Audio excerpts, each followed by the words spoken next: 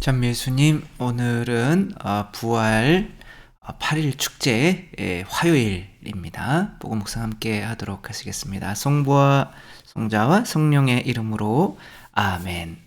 오늘 말씀은 요한 복음인데 막달레나 마리아가 이제 부활하신 예수님을 처음으로 만나는 내용이죠. 근데 다른 복음에서 설명되지 않는 상징적인 면들이 되게 많이 나와요.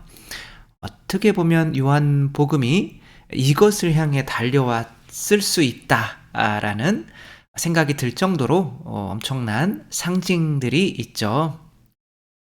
여기서 막달라 마리아가 예수님을 보고 예수님으로 알아보지 않고 뭐라고 그랬죠? 라뿐이 그걸 묻는 게 아니잖아요. 지금 뭐라고 잘못 알아봤잖아요. 뭐라고 알아봤어요? 어떤 직업상으로 뭐라고 알아봤어요? 정원지기라고 알아봤죠. 그쵸? 그래서 여기는 약간 무덤이라기보다는 어떤 정원을 나타내고 싶은 마음이 있었던 거죠. 요한복음은 특별히 창세기, 탈출기 이렇게 해서 거의 모세오경을 예수 그리스도교적 관점에서 다시 쓴다고 생각하면 되는 거죠. 그러니까 에덴 동산이라고 생각하면, 그러니까 동산이라는 말이 그렇게 많이 나오는 단어가 아니거든요. 그러니까 에덴 동산을 생각한다면 여기서 예수님은 누구를 상징할까요? 에덴 동산에서 동산지기가 누구였죠? 동물들에게 이제 이름을 지어주는 역할을 시켰던, 그리고 동산을 맡겨줬던 동산지기는 바로 아담이었죠. 그래서 예수님께서 여기에서는 그 동산의 새로운 아담, 실패하기 이전의 아담의 상태인 거죠. 그러면 마리아 막달레나는 뭘까요? 짐승이죠. 그렇죠? 그래서 사람을 짐승으로 만드는 것은 뭐죠? 우리 안에 있는 생존 욕구죠. 살려고 하는 그런 마음, 그게 이제 일곱 마귀, 칠죄종이라고 하는 거죠. 일곱 마귀가 들렸는데 그게 성령도 일곱을 뜻하죠. 그렇죠? 그게 성령께서 이제 예수님이 성령을 주시는 것은 바로 예수님이 손바닥에 또 이렇게 뚫린 그 피, 옆구리에서 흘린 그 피로 내 안에 있는 짐승의 마음이 죽게 되는 거죠. 그러면 내가 짐승이 아니라 하느님의 자녀였구나. 그러고 새로 태어나는 거죠. 쉽게 말씀드리기 위해서 맨날 했던 그 얘기, 그쵸? 제가 하느님께 뭔가 많이 드린다고 생각했던 그 교만이 내 안에 있었죠. 그러나 예수님께서 성체성혈, 그게 바로 그분께서 나를 위해서 흘리신 살과 피인 거죠. 그러니까 그래, 너 나한테 많이 준다고 네가 생각하고 있니? 근데 네가 나에게 다 주는 이런 모든 것들은 사실 내가 너한테 다 준 거다. 너는 먼지도 안 됐던 존재야. 원래 존재하지 않았었는데 내가 너를 존재하게 한 거야. 그리고 게다가 하느님의 자녀가 되게 만들기 위해서 내가 너를 불러줬는데 네가 기껏 한다는 소리가, 내가 이만큼이나 당신한테 봉헌했는데 당신은 나한테 해주는 게 뭐가 있어요? 라고 곧따위 말을 하고 계시니? 뭐 이렇게 하는 거죠. 그래, 너 나한테 많이 줬니? 근데 난 너한테 다 줬다. 그래, 다 줬다. 이게 뭐예요? 예수님 지금 낼름 먹고 들어온 게 예수님의 살과 피네요. 내 살과 피를 먹고 마시지 않으면 너희는 영원한 생명을 얻을 수 있다 없다? 없는 거죠. 그래가지고 이게 내가 가늠하다 잡힌 여자보다 훨씬 큰 죄를 짓고 있었구나. 그러니까 예수님의 살과 피, 이 사랑이 내 안에 들어오니까 내 안이 어둠이었던 게 드러나는 거죠. 그렇게 함으로써 내가 나만큼 큰 죄인이 없구나, 세상에. 이제 그렇게 생각하니까 그 신학교가 처음에는 정말 지옥처럼 힘들었는데 그렇게 내가 이게 매일 성교조배를 할 수 있고 거기서 사니까 하고 싶을 때마다, 그리고 또 하느님에게 뭔가 보답할 수 있는 뭔가를 할 수 있는 이곳이 지옥이었는데 그 순간 천국으로 바뀌더라고요. 그러니까 이게 동산이 되는 거죠. 장소는 똑같아요. 그러나 부활하신 예수님을 만나고 나면 그곳이 동산으로 바뀌게 되는 거죠. 그러면 내가 부활하신 예수님을 만나서 내가 동산이 됐어요. 그러면 내가 천국이잖아요. 그쵸? 그럼 나를 만나는 사람들은 또한 그런 걸 느끼지 않을까요?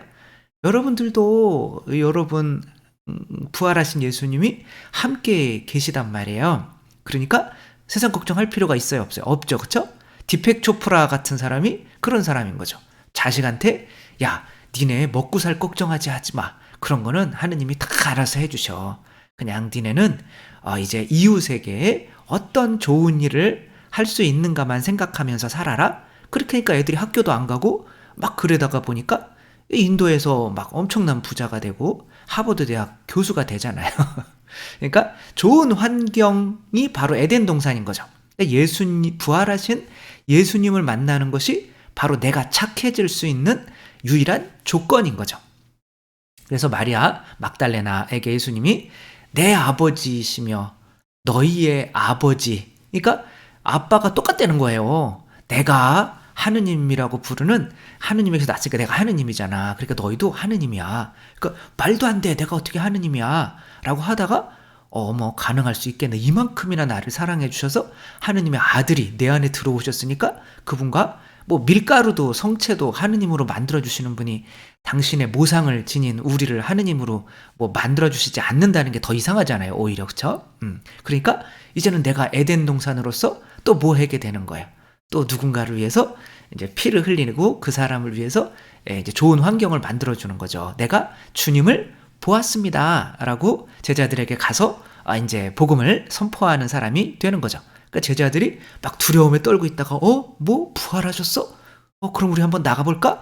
라고 뛰쳐나온 거잖아요. 그래서 여기서 이제 빈 무덤을 베드로와 요한이 보게 되는 거죠. 그러니까 사람들에게 에덴 동산을 만들어주는 사람, 그 사람은 바로 하느님께 순종해서 내 자신이 죽어도 돼 라는 거를 알려주는 존재가 된 거죠. 예수님은. 그쵸? 너 죽어도 돼. 이제 걱정하지 마. 죽어도 돼. 죽음을 이긴 내가 너와 함께 한다 라고 하는 거죠. 근데 가만히 이렇게 살다가 보면 내가 그래, 예수님과 동행하는 게 바로 내가 이 주위를 에덴 동산으로 만드는 거다. 그러면 에덴 동산에서만 내가 착해질 수 있다. 내가 나쁜 환경, 척박한 환경에서는 마치 바이킹이 척박한 환경에서 약탈자가 탄생하듯이 내가 이제 예수님과 함께 머무는 게 내가 에덴 동산에 머물면서, 그러면 거기서 굳이 생존 욕구 때문에 누군가를 경쟁해서 이기고 던던던 그러며 살 필요가 없으니까 이제 내가 동물처럼 사는 사람에게 당신도 하느님의 아들입니다 라고 목숨 걸고 이제 선교를 할 수 있는 사람이 고1밖에 할 게 없는 거예요. 나중에 에덴 동산에서는. 이제 그렇게 되는데 실제로 살아가다가 보면 내 안에 있는 자아가 그래, 너 예수님과 동행하고 있어 라고 한단 말이에요. 근데 부활하신 예수님과 동행하지 않고 그 이전에 예수님 눈이 안 보여요. 그럼 내가 눈 만들어줄게. 예수님 저 좀 문둥병이 걸렸는데 낫게 해줘. 그럼 낫게 해줄게. 예수님 저 돈이 없어요. 그럼 돈 줄게. 이런 예수님과 동행하게 된단 말이에요. 그러니까 부활하신 예수님과 동행하지 않으면 약간은 우상 숭배자가 될 확률이 많다 이런 거죠. 그 빛이 바로 앞에 있는데 이 빛을 보지 못하고, 저도 마찬가지인 거죠. 뭐 두려운 거죠. 뭔가 잃는 게 두려운 거죠. 그래서 뭐 예전에는 뭐 여자친구가 있었다면 여자친구를 잃는 게 두려운 거잖아요. 결국에는 여자친구를 잃으니까 너무 행복한 거예요. 편하고.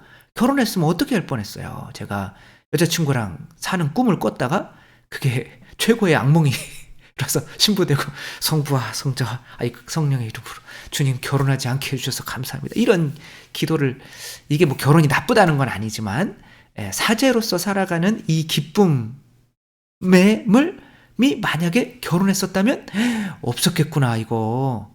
물론 결혼해서 자녀들 키우는 게 얼마나 소중한 일이에요. 그렇지만 또 이렇게 내 자신을 봉헌하고 사는 건데 그때는 그런 게 그렇게 두려웠던 거죠. 그래서 나는 돈이고 뭐고 다 필요 없는데 야, 여자랑 사는 것은 포기할 수가 없어. 그래서 예수님이 나를 불러주면서도 이거를 잃으면 마치 목숨을 잃는 것처럼 두려워했단 말이에요. 이것은 뭐예요?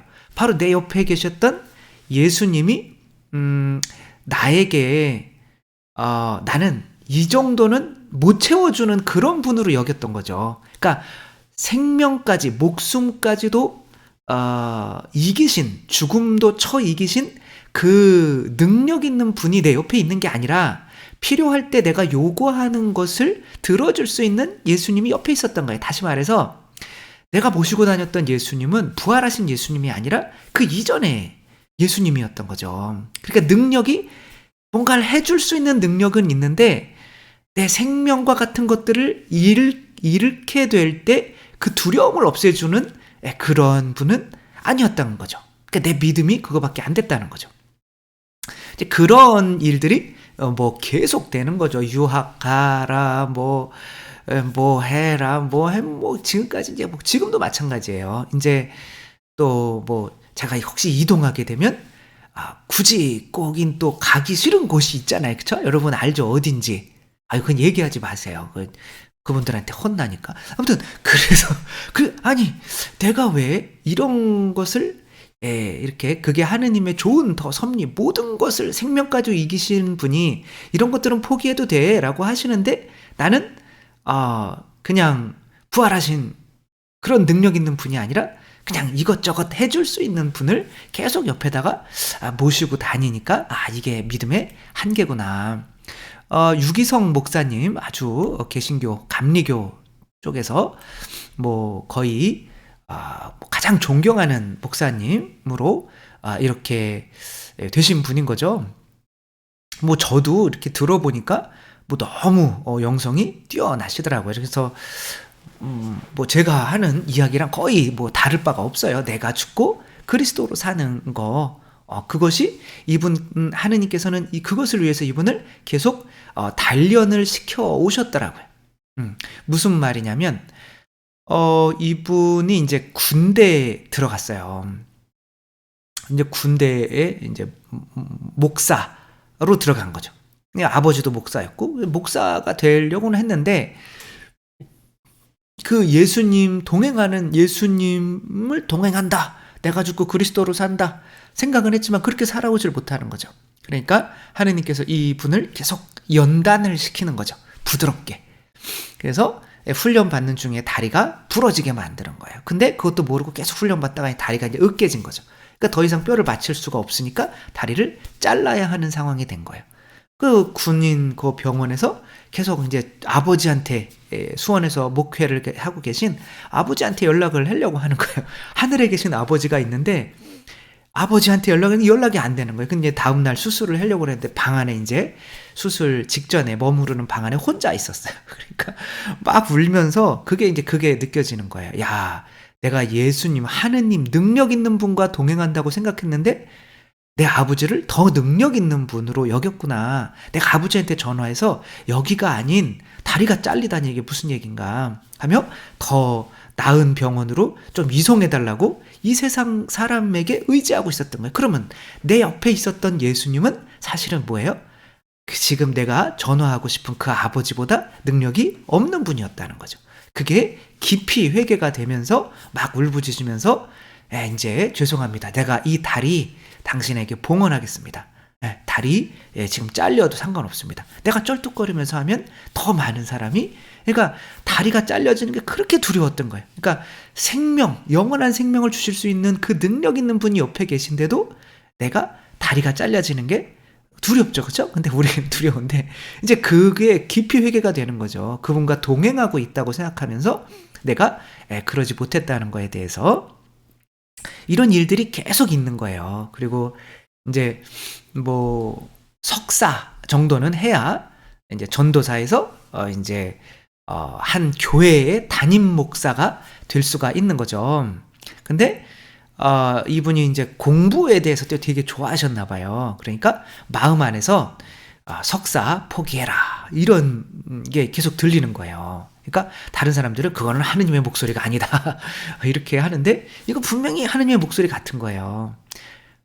그런데 그걸 인제 내 안에서 막 싸우는 거죠. 그쵸? '석사를 포기해라.' 그러면 인제 전도사나 뭐 아니면은 뭐 군대에서 이제 그런 뭐 아무튼 고런 거밖에 못 하는 거죠. 그런데 막 입을 자꾸 울며불면서 "왜 나한테 이러십니까?" 막 그러는데 또 그게 생각이 나는 거죠. '그래 내가 죽고 그리스도로 사는 거 맨날 내가 복음을 전하고 있는데 아니 내가 그게 석사학위가 그게 뭐라고 이거를 포기하지 못하고 있으니 야 정말 바보 같구나.' 그래서 "그래요. 제가 포기하겠습니다." 라는 말이 그냥 나와 버렸대요. 그러니까 마음이 편안해지는 거예요. "그 나 다 포기합니다. 당신은 내가 요 정도 해도 모든 것을 주실 수 있는 분입니다." 그러니까 마음이 편안해지고 물론 이제 학사님으로 됐지만 학사인데 학사인 걸 알고 어떤 교회에서 목사님들이 석사님들은 너무 교만하다고 학사님이라는 걸 찾아 가지고 굳이 이분을 그 교회 목사로 이렇게 한 거죠. 그리고 딱 요 분까지만 그렇게 됐고 그다음부터는 이제 감리교 교단에서 이제 석사를 한 사람만 인제 할 수 있는 그러니까 마지막 케이스가 된 거죠. 그러니까 하느님의 능력은 내가 이렇게 내 자신이 바치기 어려운 것을 포기하면서 할 때 더 느끼게 되는 거죠. 또 뭐 인제 목회 거기에 가서 하는데 또 어떤 장로님한테 이분이 불쌍해서 특별히 더 이렇게 열심히 해 주니까 사람들이 저 장로님만 좋아한다고 생각을 하는 거죠. 그러니까 이제 어떤 소문이 어떤 나쁜 어떤 신자겠죠. 그쵸? 그분이 인제 이분이 그 장로님한테 돈을 꿔 가지고 갚지를 않아 가지고 지금 그냥 축복이라도 열심히 해 주는 거다. 이런 소문이 전 교인들한테 퍼진 거예요. 그 부산에서인가 사목을 할 때. 그러니까 인제 나중에 어떤 분이 "당신 좋은 사람인 줄 알았는데 나는 이 교회 떠나겠다."고 왜 떠나냐고 말 안 해줄 거라고 그랬는데 뭐 해다가 얘기를 해 줬더니 지금 전 교인이 지금 다 알고 있는데 당신이 돈 꿔 가지고 안 갚은 거 막 이러니까 이분은 황당한 거죠. 내가 인제 이렇게 할 때 사람들은 다 나를 좋다고 여겼었는데 그래서 나는 사람들이 나를 좋아한다고 여겼는데 그 엄청난 배신감과 실망과 내가 이런 식으로 그리고 신자들이 인제 무서워지는 거죠. 그러면 사목을 못 하죠. '포기할까?'라고 하는데 그게 인제 하느님이 그러는 거죠. "너는 그들을 위해서 사목을 하는 거니 나를 위해서 사목을 하는 거니." 그러니까 그래서 "나는 죽었습니다." "그래 난 죽었습니다. 나는 죽었습니다." 이걸 계속 하니까 한 5번 정도 "나는 죽었습니다." 하니까 또 마음이 편안해지는 거죠. 그게 "너 죽어도 돼."라는 걸 그때 느낀 거야. '너 죽어도 돼.'라고 하는 분이 내 옆에 계셨구나. 근데 나는 계속 안 죽으려고 했구나. 뭐 이런 일이 계속 벌어지는 거예요. 또 교회를 크게 지으려고 할 때 빚이 또 많아지니까 심장에 무리가 와서 막 인제 죽을 것 같은 그런 고통이 있는 거죠, 심장에. 그때 또 "나는 죽었습니다. 나는 죽었습니다." 근데 나는 그러니까 이런 것들도 내 힘으로 해 나가려고 하는데 포기하지 못하고 있는 나 자신을 또 보는 거고 또 결혼을 했으니까 아내가 암이 걸렸을 때 "여보 나 암이래." 뭐 하니까 지금 강의를 해야 되는데 내가 아내한테 빨리 가 봐야 되는구나 막 그랬는데 마음속에서는 '야 저기에 아내가 암 걸린 사람들도 네 얘기 들으려고 빤히 앉아 있어. 그럼 너는 너밖에 생각하지 않니? 왜 나한테 못 맡기니?' 라는 소리가 들려서 '그래 그렇게 하자.' 그러니까 이제 뭐 수술도 잘하고 잘 끝나게 되는 어떤 이런 것들을 체험하면서 더 건강해지셨대요, 수술하시고. 아무튼 그러면서 내 옆에 계신 분의 능력이 어디까지인지를 하느님께서 느끼게 해 주기 위해서 나에게 이러한 큰 고난들을 계속 주시는구나 라는 거를 느끼고 계속 '나는 죽었습니다. 내가 죽고 그리스도로 사는 어떤 이런 동행의 삶을 계속 선포하고 계신 거죠. 마찬가지인 거예요. 동행한다는 거는 그분이 있음, 현존을 느끼는 기도인 거죠. 그렇죠? 내 자신을 에덴 동산으로 만들어야 되는데 에덴 동산이라고 하는 거는 죽음에 대한 걱정이 없는 곳이에요. 생계에 대한 걱정뿐만이 아니라 그러면 그 옆에 계신 분이 능력이 있는 분이어야 되잖아요. 그럼 내가 그분을 통해서 확인해야 되는 건 뭐예요? 바로 그분이 죽음을 이기셨는지 이기시지 않았는지를 확인해야 되잖아요. 그러니까 뭘 확인해야 돼요? 그분 내 옆에 계신 예수님, 그것도 중요하지만 그 예수님 손에 구멍이 뚫렸는지 확인을 해야 된단 말이에요. 죽음을 이기신 분인지. 내가 부활을 믿는다는 거는 바로 내 옆에 계신 분이 죽음을 이기신 분이기 때문에 나는 아무 걱정 없이 내 생명까지도 지금 바치라 그러면 아멘하고 바쳐도 되는 이 분이 옆에 계신 바로 예수 그리스도라는 것을 믿는 것이 바로 부활을 믿는 거죠. 그러니까 예수님만 믿어서 되는 것이 아니라 내 옆에 계신 예수님께서는 죽음을 쳐 이기신 죽음보다 큰 능력이 없잖아. 왜? 다 죽으니까 인간이. 그러나 그 죽음까지도 이기신 분이라는 거. 내 옆에 계신 분이. 그러면 내가 세상에서 두려워할 것이 없어지는 거죠. 무언가를 잃을까 봐 두렵잖아요. 그렇죠? 근데 더 이상 이제 예수님을 부활하신 예수님을 만났다는 것은 이 세상에서 무언가 잃는 것이 더 이상은 두렵지 않은 상태가 되는 것이 바로 부활하신 예수님을 만난 거라는 거죠. 그래서 우리 이 마리아 막달레나가 예수님을 라쁘니 선생님이라고 불렀잖아요. 그렇죠? 그래서 그냥 배우는 선생님이 아니라 여기에서는 너도 아버지, 너도 나랑 똑같아. 영원한 생명을 얻을 수 있어. 죽음 같은 거 두려워하지 마. 죽어도 괜찮아. 라고 알려주시는 이제 짐승에게 이름을 지어주시는, 그쵸? 마리아야. 성모님도 요한복음에서 마리아라고, 요한복음만 보면 성모님 이름이 뭔지 몰라요. 그냥 여인이요, 예수의 어머니, 이렇게 나오지. 마리아라는 말은 계속 아껴둬요. 요 한 번을 위해서. 왜? 이름을 지어줘야 되니까. 여기서 마리아야. 미르얌, 그래가지고 쓴 물, 이거 창세기 보시면 아시겠지만 이 이름 자체가 바로 교회를 상징하는 이름이거든요. 그러니까 너희들도 나랑 똑같아. 이거 알려주시기 위해서 예수님이 부활하신 거죠. 그래서 바로 요한에게 부활의 의미는 우리가 예수님과 동행해야 되는 건 맞는데 죽음을 이기신 분과 동행해야만 바로 우리가 에덴 동산에서 또 다른 누군가에게 이름을 목숨 걸고 쥐어줄 수 있는 그런 사람으로 변모할 수 있다는 것을 이제 알려주는 거죠. 과연 우리는 어떤 예수님과 동행하고 있는지, 아기 예수님과 동행하고 있는지, 아직 대패지라고 하는 예수님과 동행하고 있는지, 혹은 말씀을 가르쳐 주시는 예수님과 동행하고 있는지, 아니면 모든 기적을 막 행하시는 죽은 사람도 살리시는 예수님과 동행하고 있는지, 3명 살리셨는데 다 죽었어요.